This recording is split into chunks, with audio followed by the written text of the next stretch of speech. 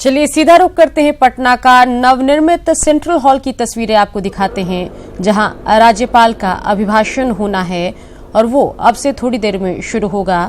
बता दें कि बजट सत्र से पहले राज्यपाल का अभिभाषण होना है बजट सत्र में, और उसी की तस्वीरें आपको दिखा रहे हैं। सीधी तस्वीरें पटना से है, लाइव तस्वीरें पटना से आपको दिखा रहे हैं।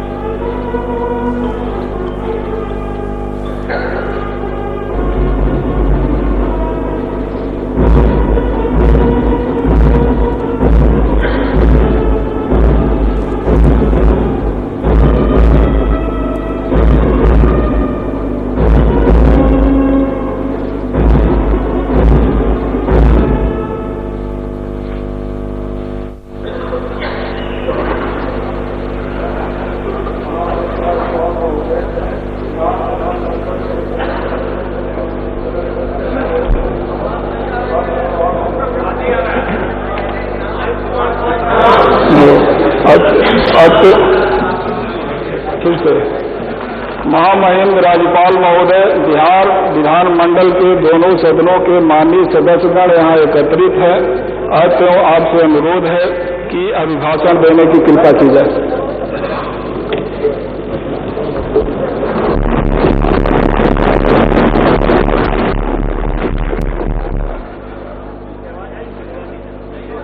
बिहार विधानमंडल के माननीय सदस्यगण, मैं नए वर्ष के प्रथम सत्र के अवसर पर बिहार विधानमंडल के दोनों सदनों के एवं एक साथ संवेद अधिवेशन में आप सभी को शुभकामनाएं देता हूं तथा राज्य की खुशहाली एवं बहुआयामी विकास की कामना करता हूं। इस सत्र में आपको वित्तीय, विधायी एवं अन्य महत्वपूर्ण कार्य संपन्न करने हैं। बिहार विधानमंडल के सभी सदस्यों से बिहार के विकास के लिए रचनात्मक भूमिका अदा करने की अपेक्षा करता हूं। आपके बहुमूल्य सुझाव एवं विमर्श से बिहार की प्रगति को बल मिलेगा। राज्य सरकार न्याय के साथ विकास का नजरिया रखते हुए सभी लोगों, क्षेत्रों और वर्गों को साथ लेकर चलने के लिए संकल्पित है। राज्य में विकास की रणनीति समावेशी, न्यायोचित और सतत होने के साथ आर्थिक प्रगति पर आधारित है। बिहार को देश के विकसित राज्यों की श्रेणी में लाने हेतु सुशासन के कार्यक्रम को संपूर्ण राज्य में लागू किया जा रहा है। सरकार की प्राथमिकता है कि सभी राज्यवासियों को न सिर्फ मूलभूत सुविधाएं तथा पेयजल, शौचालय एवं बिजली उपलब्ध हो, बल्कि आधारभूत संरचनाएं तथा सड़क, गली, नाली, पुल आदि का भी विस्तार हो। राज्य सरकार युवाओं और महिलाओं को आत्मनिर्भर बनाने के साथ साथ उनके लिए उच्च व्यवसायिक एवं तकनीकी शिक्षा की व्यवस्था कर रही है। इन्हीं मुद्दों को समाहित करते हुए सरकार ने विकसित बिहार के साथ निश्चय की रूपरेखा तैयार की है तथा उन्हें सुशासन के कार्यक्रम में शामिल किया। 7 विषय के तहत कार्यान्वित योजनाओं को सार्वभौमिक रूप दिया गया है और इसका लाभ बगैर किसी भेदभाव के सभी क्षेत्रों, समुदायों एवं वर्गों को प्राप्त हो रहा है। राज्य सरकार की सर्वोच्च प्राथमिकता विधि व्यवस्था सुदृढ़ करते हुए कानून का शासन स्थापित कर लोगों को भयमुक्त समाज प्रदान करने की रही है। संगठित अपराध कई पर कड़ाई से अंकुश लगाया गया है एवं कानूनी प्रावधानों को अनुसरण करते हुए अपराध नियंत्रण की ठोस व्यवस्था लागू है।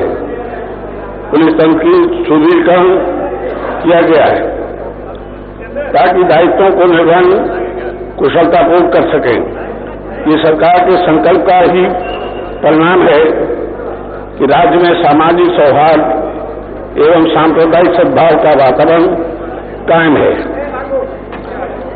राष्ट्रीय अपराध अभिलेख ब्यूरो के अद्यतन प्रकाशित आंकड़ों के अनुसार दर संज्ञेय अपराधों की राष्ट्रीय औसत दर प्रति लाख जनसंख्या पर 236.6 की तुलना में बिहार में मात्र 154.4 है। अपराध दर के अनुसार राज्य एवं संघ शासित प्रदेशों की तुलना में बिहार का स्थान 22वां है। वर्ष 2018 के मुख्य शीर्षों में जो अपराध हुए हैं उनमें से अधिकांश मामलों में उद्भेदन हुआ है तथा कानूनी प्रक्रिया पूरी कर अनेक अभियुक्तों को सजा भी हुई है। वर्ष 2018 में अब तक कुल 3,650 कांडों में अभियुक्तों को सजा मिली है। राज्य की जनसंख्या के अनुपात में पुलिस बल की संख्या को राष्ट्रीय मानक तक पहुंचाने के लिए वर्ष 2018 से 120 पुलिस उपाधीक्षकों की सीधी नियुक्ति, 240 पुलिस अपर निरीक्षक के पद पर नियुक्ति एवं 9,845 पदों पर सिपाही के पदों पर नियुक्ति की कार्रवाई की गई है। अनुसंधान के कार्य को अधिक प्रभावी बनाने के लिए थाना स्तर पर 8,244 पद एवं सहायक अवर निरीक्षक के 2,803 पदों के सृजन की स्वीकृति दी गई है। भ्रष्टाचार के विरुद्ध राज्य सरकार की नीति 0 टॉलरेंस की है। निगरानी अन्वेषण ब्यूरो द्वारा वर्ष 2018 में रंगे हाथ घूस लेने वाले संबंधित 53 मामलों, आय से अधिक संपत्ति के 2 मामले, पद के भ्रष्ट दुरुपयोग के संबंधित 4 मामले सहित कुल 59 कांड दर्ज किए गए। वर्ष 2018 में 5 मामलों में विभिन्न लोक सेवकों के विरुद्ध चले अचल संपत्ति के अधिग्रहण का आदेश पारित किया गया। आर्थिक अपराध इकाई द्वारा आय से अधिक संपत्ति के 48 मामले दर्ज किए गए, जिनमें 29 मामलों में आरोप पत्र समर्पित किया गया है।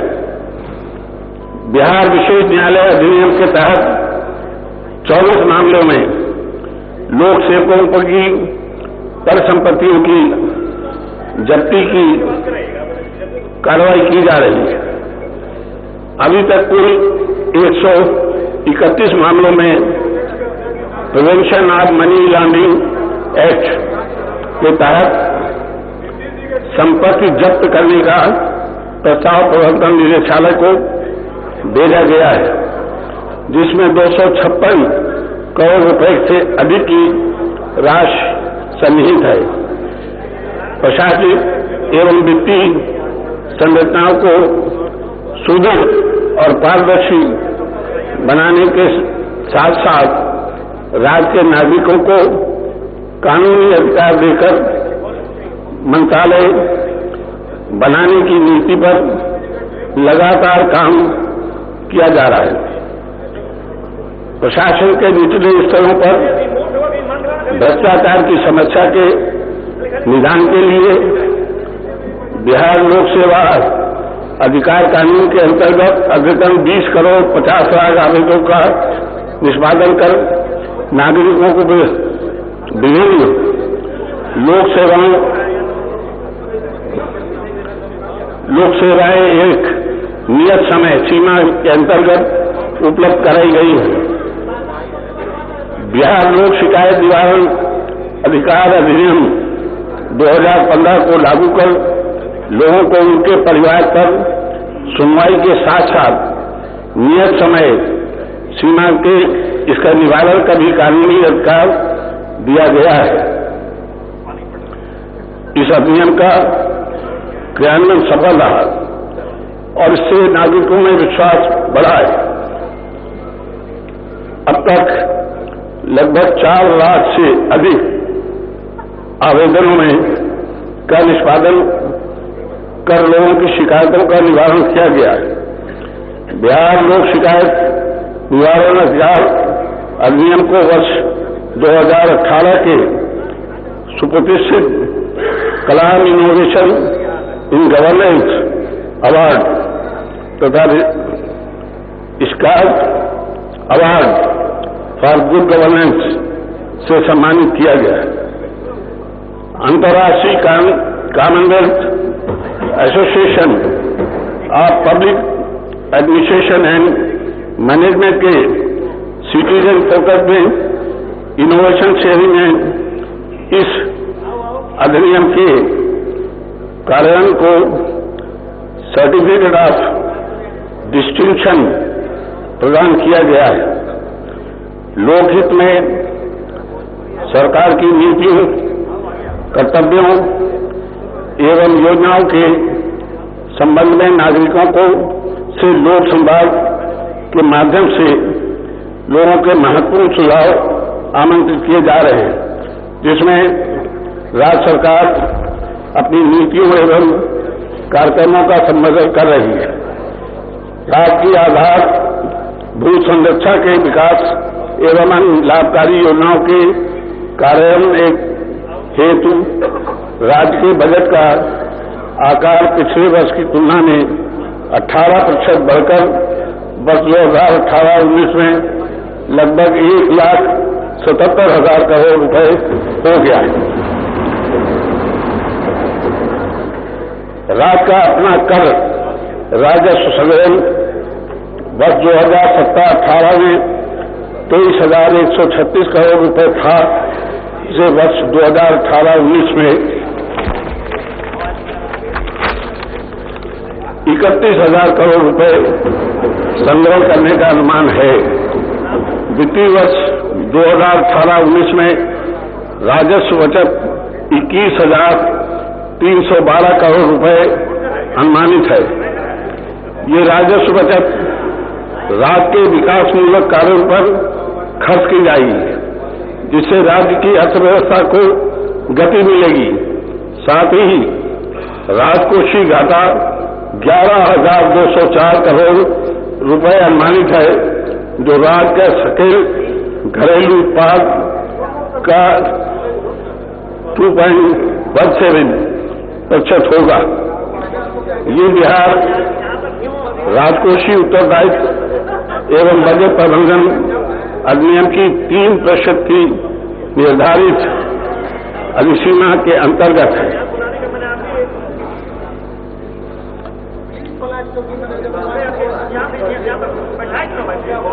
केंद्रीय सांख्यिकी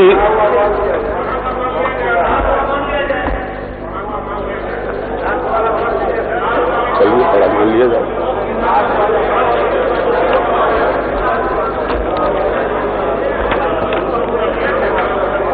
इस प्रकार बाढ़ के अतिरिक्त स्थानीय आपदाओं यथा नौका दुर्घटना, सड़क दुर्घटना, वज्रपात, पानी में डूबने आदि से प्रभावित व्यक्तियों को अनुग्रह अनुदान एवं अन्य प्रकार की सहायता प्रदान की जा रही है।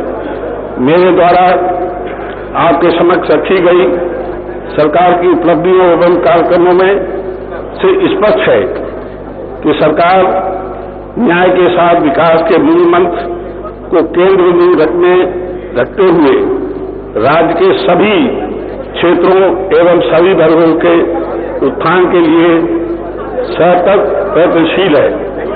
राज्य में सांप्रदायिक सद्भावना एवं सामाजिक सौहार्द की जो माहौल है उसे कायम रखना है।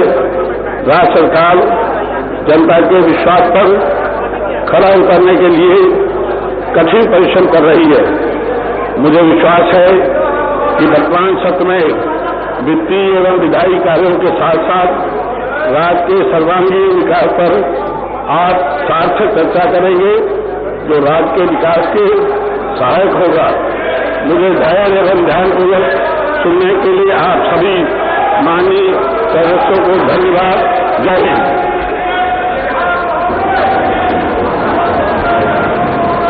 महामहिम राज्यपाल महोदय का भाषण समाप्त हुआ।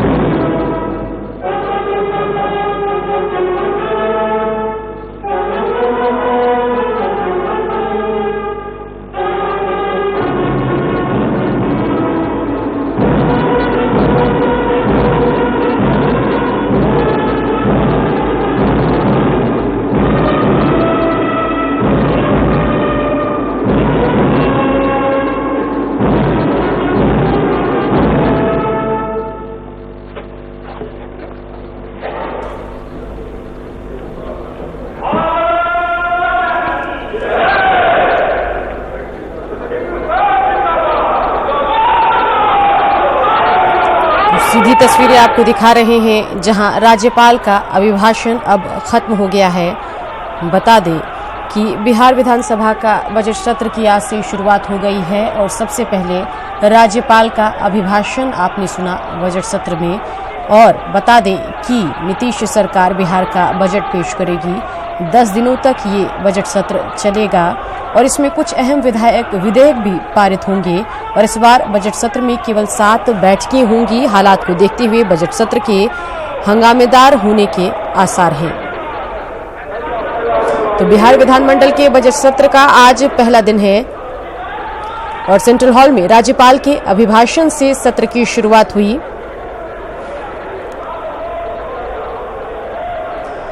इसके बाद दिवंगत नेताओं को श्रद्धांजलि दी जाएगी और श्रद्धांजलि के बाद वित्त मंत्री सदन में आर्थिक सर्वेक्षण रखेंगे और आर्थिक सर्वेक्षण के बाद आज की कार्यवाही स्थगित होगी। तो राज्यपाल ने क्या कुछ कहा वो आपको बता रहे हैं।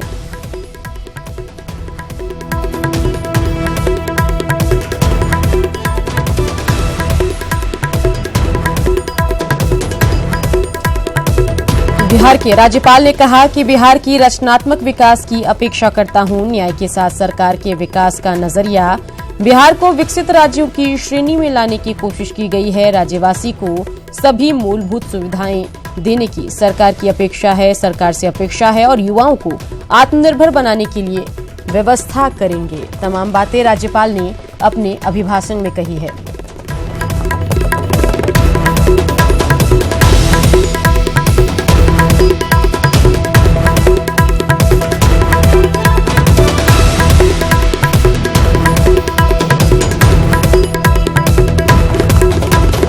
बिहार विधानमंडल के बजट सत्र की आज से शुरुआत हुई है और सबसे पहले राज्यपाल का अभिभाषण हमने आपको सुनवाया।